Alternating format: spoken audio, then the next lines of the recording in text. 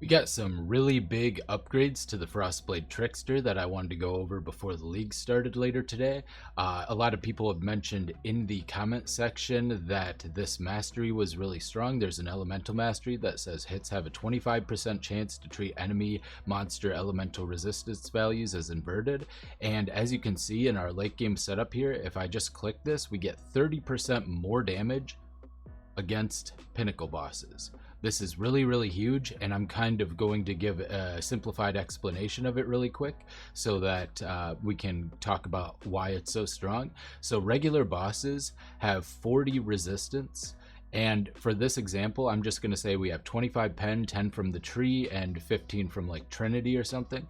And then we have 100 base damage. So just to really simplify it, so against regular bosses in this scenario, they would be dropped before this mastery, they would be dropped to 15 resistance, and we would do 85 damage. And that's for every hit. In this version, every 4 hits on average, with that mastery, they would be dropped to -40 resist, which after penetration, which happens after resistances, and this of course exposure is going to affect this as well, and later on Legacy of Fury as well.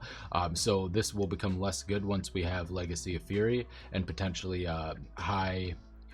We have like a high way to cause exposure, but it may be even better to just skip those things now, because this could be more powerful than those things, but less consistent. So yeah, anyway, they would drop to -40 resist, then we would penetrate for 60 or 25, giving them a total of -65. So instead of 85 damage in this scenario, every 4 times we would hit for 165 damage, and we'd still hit for the 85 in all of the other scenarios as well. So basically this would all be bonus damage, and we would inflict ailments like our shocks, freezes, and chills, as if we were hitting for this large, well, we are hitting for this larger amount of damage. So we would inflict our ailments basically at double the rate of normal. This is really big, basically doubles our shocks and our freeze duration, making it easier to freeze and proc heat shiver, and just getting bigger and more consistent damage as well. And once we have those bigger shocks, basically we'll keep them rolling, and we could very easily hit max shocks. This is actually better and easier to get than a double damage mod from Jules. Now moving on to pinnacle bosses and uber bosses, similar scenario, and you can see how this becomes even more broken. We have 100 base, and I'm just keeping the 25 pen for simplicity's sake. In the normal scenario, it'd be 25 resistance, and we'd do 75% of our base damage from the beginning with 25 penetration. Now every 4 hits, we would hit them to -50 and then take the 25 pen off. This would go to -75, which would drop to, or which would basically mean we're doing 175, which is 2.5, I believe, something like 2.5, or two and a third. It's 2 1/3 times damage. That's really huge. It becomes even more pronounced when we run into things like, spoiler, the rare modifiers that are like cold, chill, and freeze resistance give +75 cold resist. These are very annoying to fight, especially during the campaign and early maps, before we get our damage and everything rolling, and before we've kind of gotten all of our different things. This is very irritating, and the reduced freeze duration and chill effect are actually pretty consequential as well once we have heat shiver. Well, in this scenario, 75 resist, 25 pen, same setup, 50 resist after pen applied in a normal situation, 50 damage. -100 resist, -75 from the inversion, and then another -25 for a total of 200 damage. So we're doing 4 times the damage every 4 hits in this scenario. That's literally against the 75 resist mods. This is literally a 100% more multiplier over the course of the long run. And not only that, but we're once again applying everything as if we're doing 4 times the damage of what we would be doing normal. This is absolutely insane, and might actually allow us to freeze even at lower damage numbers, those freeze and chill resistant, even with the 80% reduced effect and duration of our cold elemental hits. This is really big as well for ubers, because in the later game setup against ubers, we have in order to freeze, we basically have to get rid of Trinity because so you can see we have 4.7 here. We have to get rid of Trinity, and we are going to have to lower our shock to much lower, and we have to get rid of Frozen for sure, and probably drop the chill to a very low amount. This drops our numbers down quite a bit. We're doing about a quarter of the damage we would do, and in order to do that, we have to hit the threshold. Oops, let me get rid of this because this is important. So we have to hit the threshold, and as you can see, we're doing about just short of 6 million, and I believe the threshold to freeze the Ubers is right around 7.4 or 7.8 million. I don't recall off the top of my head, but it's somewhere in that range. So we're pretty far off here, and that's with the extra freeze duration with its Zeri step, and that's also with Breath of Rhyme located, which is giving us freeze duration. So big thing here, we click on this elemental mastery, add it up. As you can see, as you can see here, pops our damage up 36%, but most importantly, it pops our freeze ailment threshold over almost to 8.2 million. We couldn't even possibly conceive of doing Ubers at this point, but every 4 attacks, we're going to be freezing them as if doing 2 1/3 times more damage. So now when we're like, we need to hit a 0.3 freeze duration, which is the minimum before it's thrown out, and we're still ways off. We're probably freezing for like 0.2 still, like we're 2/3 of the way there roughly. Now we are every 4th attack being able to not only freeze, but to be able to freeze for a fairly significant amount. And all of a sudden, when we're freezing for that amount, our Trinity goes online, which pops our damage up a lot. And then all of a sudden they're frozen, which pops our damage up a lot, which that increases our shock and of course our chill as well. And all of a sudden we're doing well over 5 times damage what we were doing before we had access to this mastery. And then we look at our new ailment duration, and it is 16.3 almost million. Now we are getting long freezes, and we're able to very consistently. All we need to do is have this mastery proc once to get our Trinity rolling, and it will snowball from there. And this will compound to become much easier the better our gear gets, because this is kind of the basic end game setup here.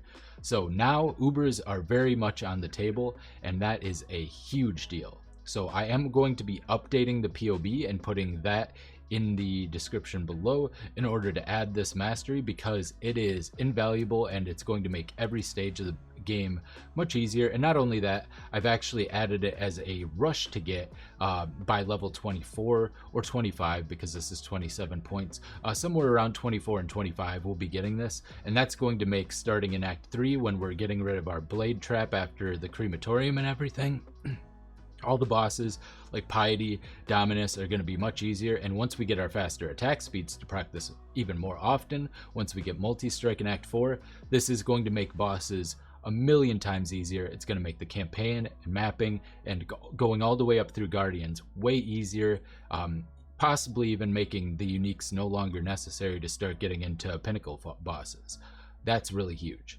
So that is the first thing that I wanted to talk about. The next thing is new unique, Tanu Ahi. It is a unique that gives you a 10% chance to gain adrenaline for 2 seconds when Leech is recovered by filling unreserved life, and Onslaught as well with the same effect, as well as attack speed and a very high armor and evasion rating. We do value armor evasion hybrid, so for gloves this is really nice. Looks like that's even without quality, so really overall pretty good. We get some physical leech, but I mean we're converting most of our physical damage to cold and not really scaling much physical, so that's not going to be huge for us, but we already have leech on the build and are able to hit max leech in most cases at most stages of the game. So because we attack so fast, we're going to be proccing, we get at the end game with everything set up, going back to this, over 9 attacks per second. And that's without some new changes. By the way, we could be attacking much faster than that, and I'll talk about that in a little bit. We could be hitting 11-12 attacks per second with some of the later stuff. But talking about this, we have that adrenaline. Adrenaline, if you don't know, is a buff that gives you 100% attack damage, 25% attack, cast, and movement speed, and 10% physical damage reduction.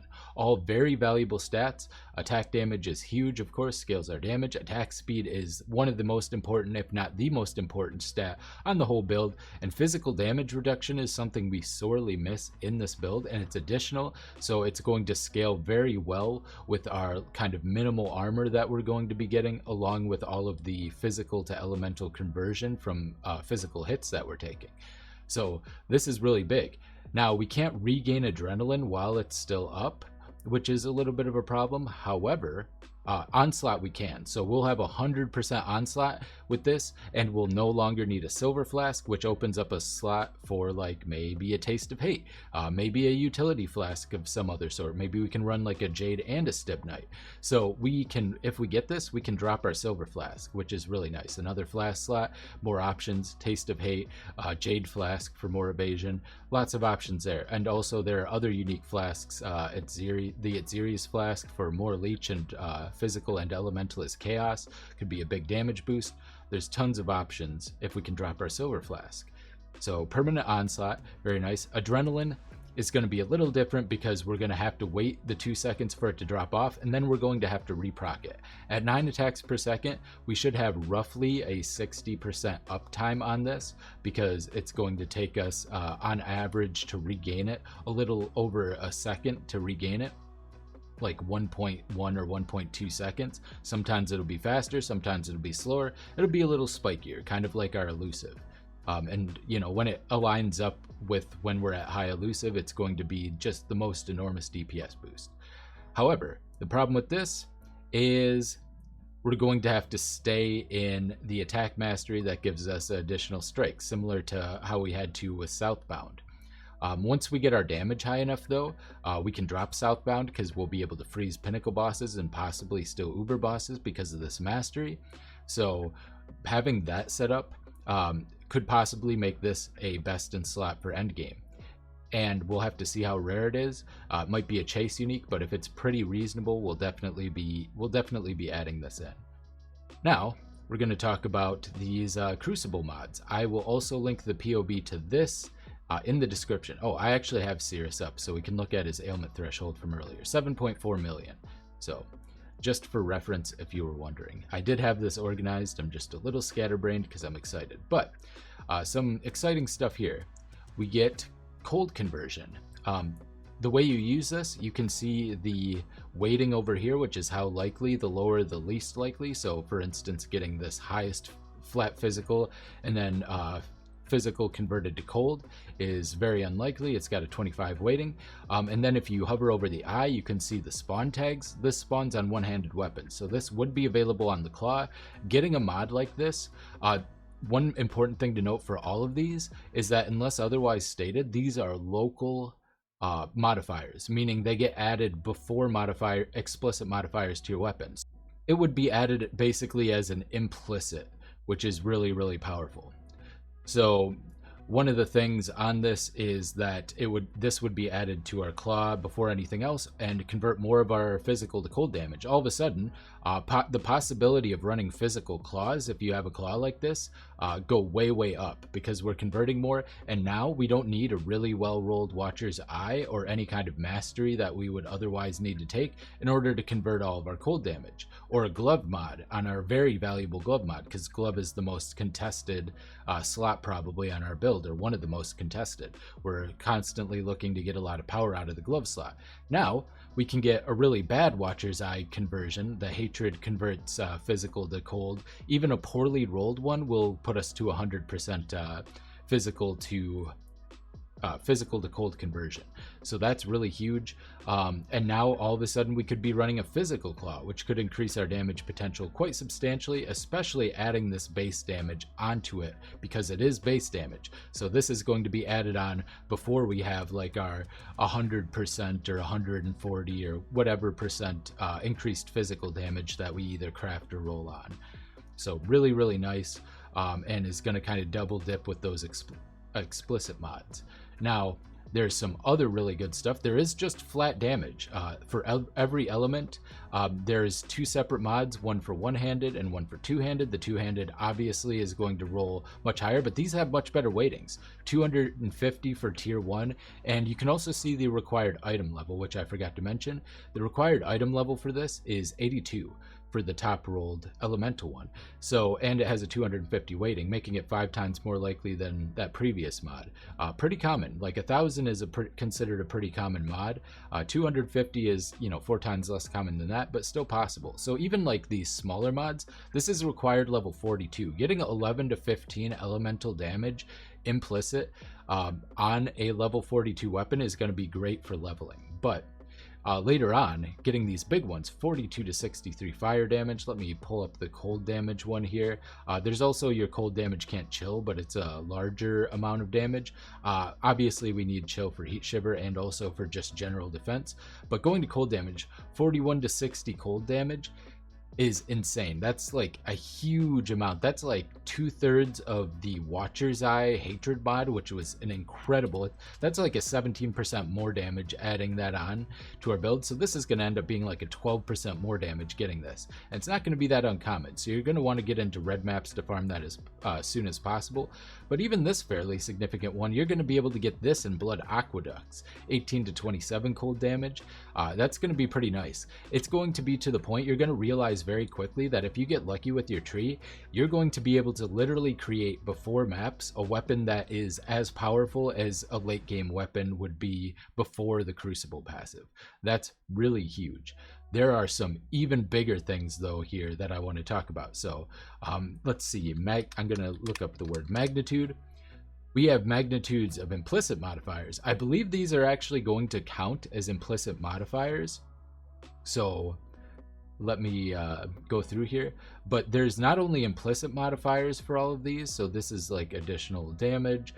We get shield modifiers that increase implicit magnitudes as well, but we also have ones that increase explicit modifiers, which is basically like the heist. When you go to heist contract, or not contracts, but when you go for grand heists and you see those special weapons, they have increased explicit modifiers. So this one's 15% explicit elemental damage modifier magnitudes with a 300 weighting that can roll on anything. It looks like it can roll on shields. It's just a default spawn. It says weapon tree though, I guess, so gotta look into that. But this is item level 65. That's going to scale our flat cold damage. That's going to scale our elemental penetration that we craft on. This is going to be really, really huge, and it'll scale them by 15%. That's 15% more cold damage and elemental penetration on our claw. Really big. Moving on, we have this one. Yeah, you can also get these for like not just elemental, but for like critical and attack as well. So potentially if you have high crit chance, you would want this and crit multi as well. If you have like a good crit multi, crit chance claw, this magnitude would be good. But we have these ones here. So this, with 1000 weighting, required level 60, is 1% to critical strike chance. And you look here, and this is local critical strike chance.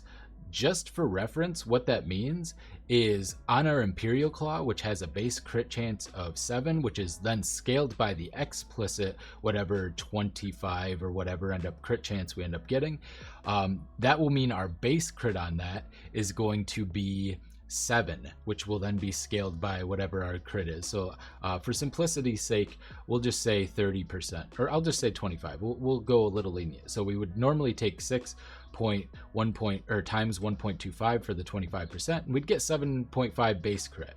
And then we would add on our 1 for Nightblade, and then we would add on our 1.2 after like mark effect and everything or so for Assassin's Mark. And we'd be looking at a base crit of 9.7, which we would have to get like a little over 1,000, like maybe 1,050, right around 1,050 crit chance in order to reach max crit chance. And we're losing the mastery for spell suppression that gave us 100% crit chance, but we're also gaining 10% crit chance per power charge. So we're actually only losing 60% crit chance. However, with this mod, if we get this on a weapon, we're all of a sudden working with a baseline of 7 crit chance, which will then be multiplied by our 25%, and then we add Nightblade, and then we add similarly Assassin's Mark. Now we have a 10.95 crit chance. This is for a baseline. Now for this, we only have to get like it's not 850, but something like let's just say 9. A little over 9, like 910. So instead of 1050, so we're losing 60% crit. So but we're gaining, like, basically in the end we're going to have to get about 100% less crit chance or so, maybe a little less, maybe like 70% less crit chance or 80% less crit chance from the tree, but it is going to be a pretty big buff, and it's going to make it easier to crit cap if we get this modifier, which is once again item level 60 and 1000 weighting. So that should be very common and can roll on any weapon, so that has attack mods apparently. So really big. We also have some bigger ones with the crit strike chance 1.5, and if you can get hugely overcapped accuracy somehow, this could add 1.5 implicit to the, so making you a base 7.5 crit chance weapon, making it even easier to crit. So if you can somehow get more accuracy, or if for instance you get on your weapon the crafted hits cannot be evaded, you could get this on there, and all of a sudden capping your crit chance is like 800 and something, and you need to scale even less crit chance, which means you can put those points into other even more powerful mods. Very, very big there. This is one of the more interesting ones right here. So we have 40% increased attack speed and less global damage. This is once again local attack speed. So what that means is normally we would have, I'll just say 25 again, increased attack speed on our 1.6 base. So our attack speed with our modifier would be around 2 with a well-rolled claw. So with this, we would have something a little bit different. We are doing less damage, 20% less global damage, so this isn't something you do for a while because it's going to make it hard to freeze, but once you have enough damage, you can put this modifier on there, which this is going to be a little bit heftier. Actually, no, it won't be. This is level 60. But we take the 1.6, and then we're going to take our 25 and add it to this 40, because I believe this is also just weapon. It doesn't say two-handed weapon. This is just for a weapon. So we take that and we multiply it by now 1.65, and now we have a 2.64 base attack speed weapon. And that's not counting like the harvest craft that gives us increased per quality. We could have probably a 2.75 or pretty close to that with a perfectly rolled claw weapon. What that means is we've basically turned our claw into a quill rain, literally, because the less global damage is also a modifier on quill rain, but our claw can have flat damage, penetration, so it's basically a million times better than a quill rain. This could be very, very substantial. It makes all of our more damage multipliers to attack, whether that be from totems like an Ancestral Protector and multi-strike, more powerful, and all of our attack speed, every single bit of attack speed that we get is substantially more powerful because of this, because those all scale off your base. This is insane. And then we just have, with no drawback at all, these smaller implicit attack speed modifiers as well. So even taking this, we have, before we were getting a max of 2, now we take our 1.6 and we multiply it. We take the 7 and add it to the 25, so we do 1.32, and we're getting over a 2.1. That's basically like a 6% more attack speed multiplier on our claw just by having this if we have a well-rolled claw. That's really, really nice. And that'll scale with our other more multipliers like Ancestral Protector and Multi-Strike. Really big. And then we also have implicits that apply additional bonuses, but have smaller max numbers, such as the... Actually, they don't even have smaller max numbers. This one can go up to 10, by the way. I kind of got that wrong. So, yeah, 10's even bigger. That's going to be, yeah, larger than the number I showed. I'm not going to calculate it again. But these ones have smaller max numbers.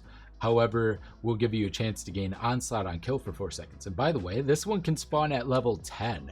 So you could get 6% implicit attack speed and 10% chance to get Onslaught on kill. Onslaught was removed by the way. And you can't get an Onslaught Flask until what, like Act 7, 8? I don't remember when you get an Onslaught Flask, but I think it's at Act 8.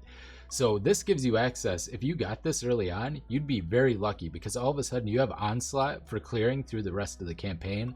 Obviously, you'd probably want to replace your weapon, but maybe if you can get enough base damage through like added cold and through weapon crafts, maybe you just hold on to this because of that.